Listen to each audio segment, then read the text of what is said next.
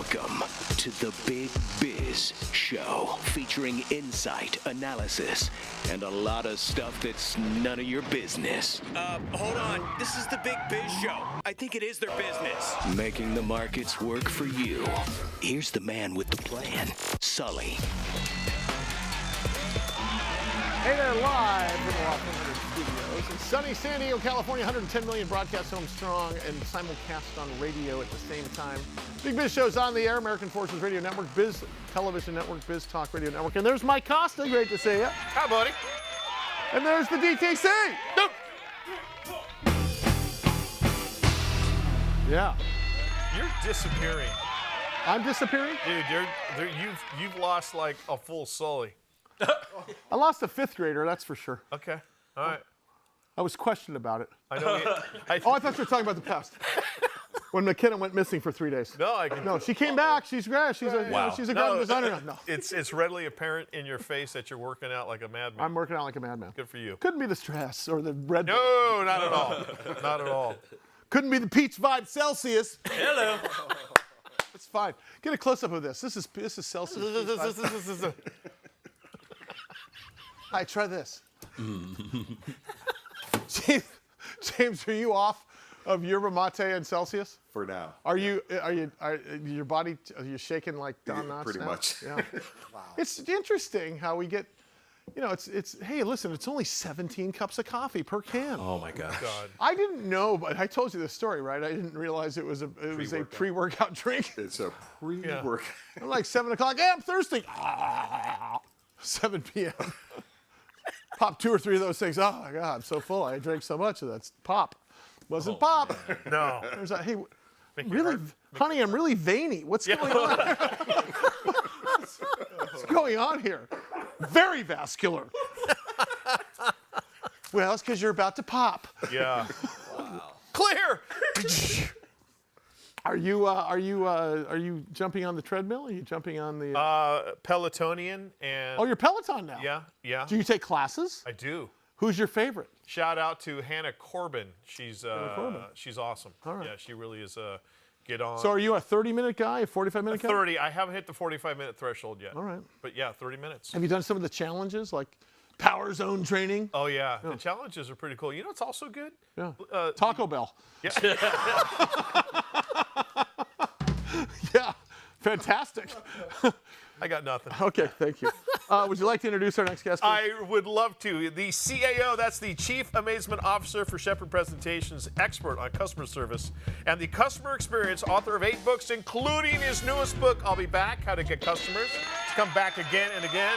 Let's say hello once again to Mr. Shep Hyken. Shep, how are you, sir? Hey, man, it is so good to be back. Thanks for having me. Man, I've listened to the show now. Are we going to talk about F-bombs? We're going to talk about interviews. We're going to talk about diet drinks. You weren't supposed to be able to hear all that. Caffeinated drinks. You're supposed to have like on-hold music, Shep. We're not supposed to hear actually. Elevator, yeah. Hey, man, I want to do a reset with you in our audience because there's a lot of folks that we picked up a number of new affiliates across this land, and I don't think everyone knows exactly what you're famous for. I mean, you're the Chief Amazement Officer of Shepard Presentations. You were president of the National Speakers Association for many years. You're one of my mentors as a keynote speaker, and you're one of the guys that makes a living on the road. But you're also an author, and really, it's one of those things that I am attracted to because I'm still, you know the mythical 5G that they talked about? Remember it was supposed to be out there? 5G. Mm-hmm. The mythical 5G, for me, it's the mythical seamless customer service experience, right?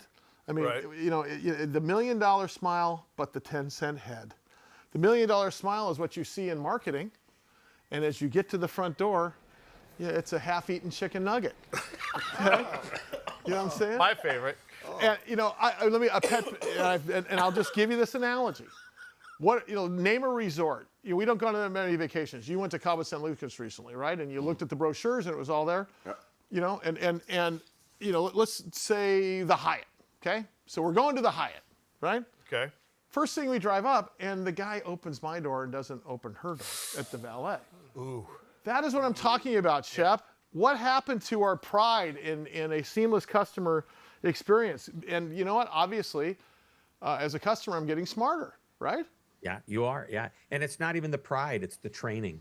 That's what it is. All it is telling people what they should be doing, how to do it properly, and then letting them go out and do it. If you hire good people and you teach them well, they'll do a great job. They'll open your wife's store on that side before they open yours, because isn't that the way it's supposed to be?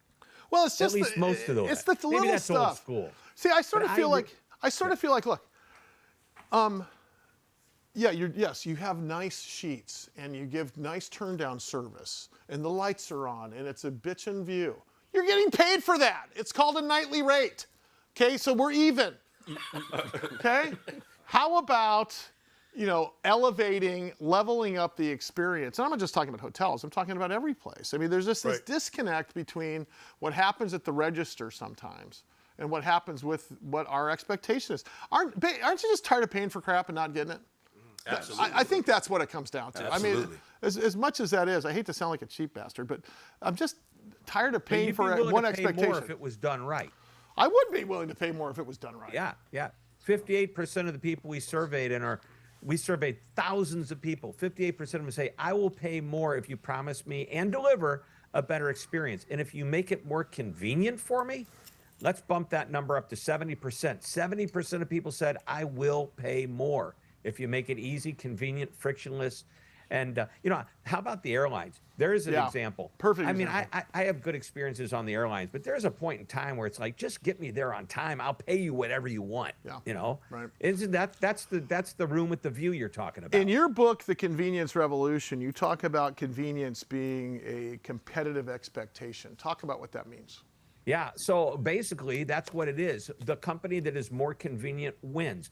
I was doing business with a car dealership for 20 some odd years. One day I decided I'm going to go look at a new car. My wife and I were driving by a dealership 10 miles from my home. Now, the original dealership that I used to do business with, less than a mile from my office. I could drop the car off, walk to work, go back, pick it up. And so this dealership, I just said, I'm not going to buy anything from you because I don't live anywhere near here. And the guy says, do you see a waiting room here? I look around, I go, no. He goes, we have one. It's pretty small because nobody ever uses it. You buy a car from me, we will bring you the car. Yeah. When you need service, we'll pick your car up, drop you off a loaner. You will never come in here again unless you want to buy another car. No, it's true. And even then, I'll come out and bring you what you need. You don't have to do that. That's a differentiator. Well, I think, and do you remember there's a retail chain, I'm not sure if it's out near you, Shep, but there's a retail chain by the name of Nordstrom. And Nordstrom was a retail chain that was known for its customer service. It stood out from Macy's. It stood out from, I don't even know any others, but long story short, it stood out because of the customer service experience. Don't you think that, in your sort of I'll be back mentality, because it's easier to keep a client than it is to get a new client, as you mentioned before, don't you think that's a key selling proposition over price right now? Yeah, I mean, once again, the stats and facts tell us that consumers will pay more for better service. Nordstrom still has a great reputation out there. All of retail has started to struggle a little bit. Should we sell more online, offline? Nordstrom Rack, off Saks Avenue, or whatever it's called, off Fifth Avenue. All of these high-end retailers are finding, look, we've got to do something with inventory. So they're offering a secondary or second-tier offering. The level of service, not quite the same. The merchandise, a little bit different. It's totally different experience. Does it erode the brand? Not for those that are diehard fans of Nordstrom and other high-end brands. They will go because they have somebody on the inside, a salesperson that always takes care of them. That's part of what it's about, a connection too. If I can get you to connect emotionally to me because you like my people, you trust what we do, you're going to come back. I agree. Shep Hyken is his name, but Shep Hyken, by the way, you can go to his website, which is hyken.com, HYKEN.com. There's several books are there. I've got to ask you about 2023. What does 2023 and the customer experience look like? Is it driven by AI? Is it driven just by an old-fashioned going back to the roots of what keeps people coming back? What do you think, in your opinion? Well, I think the basics are the basics, and they always need to be there. But no doubt technology is a driving factor in the customer experience. We've got Gen Zs and millennials that grew up knowing not what it's like to have a computer or a mobile device in their pocket. So technology is really important. We are telling our clients to create a digital experience, but go digital first with human backup, because there are customers that don't want the digital experience or ones that get frustrated and need to talk to someone else. That's where I see the future of service and experience going. And what's next for you, Shep? Are you got another book going? Are you on a jazz guitar tour? What's happening with you? Are you speaking? Hey, you know what? Tomorrow night I'm playing a gig. One day I want to come out and play with your band. Anytime you get out here, you'll be on stage with us. I want you out here in San Diego. You and I have talked this. A little Tom Petty. Anything you want. Sublime. James will bring you the drummer for Tom Petty, Steve Ferroni, to come play with you. How about that? There you go. James, I just committed. That'll work. Thank you, Shep Hyken, Chief Amazement Officer.